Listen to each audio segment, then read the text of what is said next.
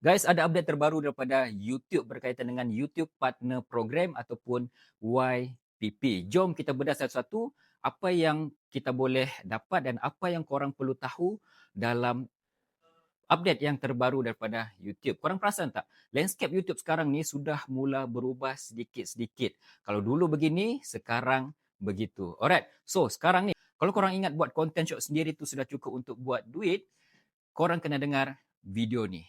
YouTube baru saja umumkan perubahan besar untuk program partner YouTube ataupun YPP lah yang bakal beri kesan kepada mungkin income dan juga poket kita menjelang 2027 nanti. Ada berita baik dan ada juga berita yang agak mencabar sedikit lah. Jom kita bedah satu-satu. Baik, poin yang pertama adalah syarat kelayakan YPP yang terbaru which is level lebih tinggi sedikit.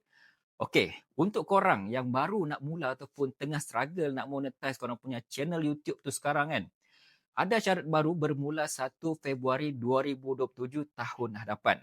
Untuk masuk YPP penuh, korang perlukan, ini syaratnya lah, okey, 1000 subscriber, masih maintain 1000 subscriber dan yang kedua adalah 8000 jam tayang ataupun watch time dalam setahun ataupun 12 bulan lah.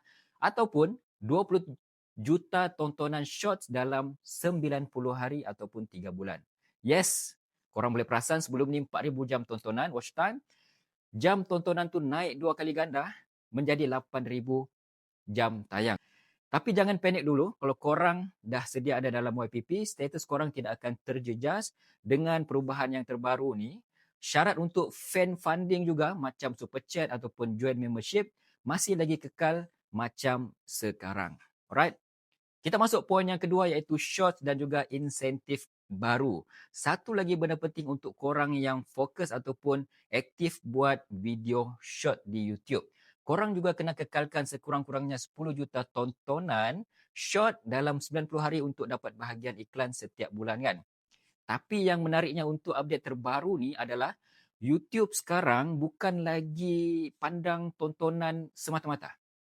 Ada program insentif seakan-akan macam challenge lah dalam video short ni. Okay? Ada insentif bertarget baru yang bakal bayar korang berdasarkan growth ataupun perkembangan korang dan juga engagement korang dengan audience. Maksudnya apa? Kualiti dan juga interaction sekarang adalah lagi mahal harganya daripada sekadar views yang banyak ataupun video yang viral.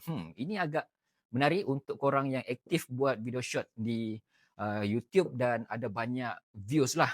Okey, kita masuk poin yang ketiga iaitu premium light dan juga iklan bertarget. Maksudnya apa? YouTube juga sekarang akan perkenalkan premium light kepada lebih ataupun meluaskan lebih banyak negara. Bagi kita sebagai YouTuber ataupun pencipta kandungan di YouTube, ini berita gembira sebab apa? Sebab secara purata kita akan dapat lebih banyak duit lah daripada langganan premium tersebut berbanding iklan biasa dalam YouTube Short. Selain tu kan, kalau ada brand yang target spesifik ke channel korang, maksudnya channel korang ni dapat menarik brand-brand yang spesifik, korang boleh dapat pendapatan terus daripada iklan tersebut ataupun pendapatan iklan brand itulah dalam channel korang, dalam video korang. Ini peluang besar lah untuk bina personal brand menjadi lebih kuat. Apa yang kita semua pencipta kandungan di YouTube ni perlu buat sekarang? Dengar ni betul-betul. Korang ada masa beberapa bulan sahaja lagi sehingga 31 Januari 2027 ni untuk buka YouTube Studio dan juga klik, ni kalau ada notification lah,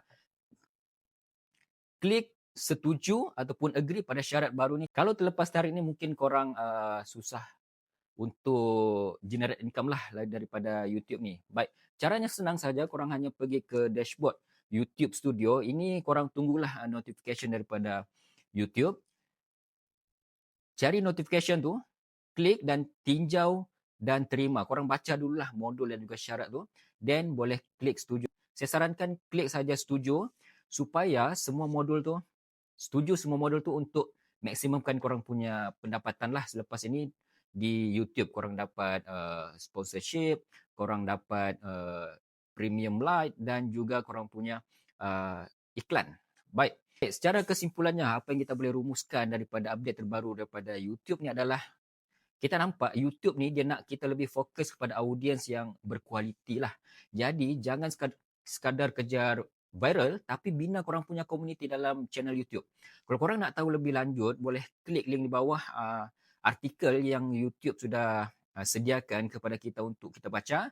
Jadi, apa pandangan korang terhadap update terbaru daripada YouTube berkaitan dengan peningkatan syarat minimum untuk korang masuk dalam YouTube Partner Program? Korang boleh komen di bawah, dan kalau korang suka dengan video ni, boleh like, komen, share, dan juga share itulah paling penting supaya kawan-kawan kita tahu sebelum masuk Januari 2027 kita sudah set ataupun setuju dengan peraturan dan juga update syarat terbaru daripada YouTube Partner Program. Assalamualaikum, saya Bro Jeb. Bye-bye.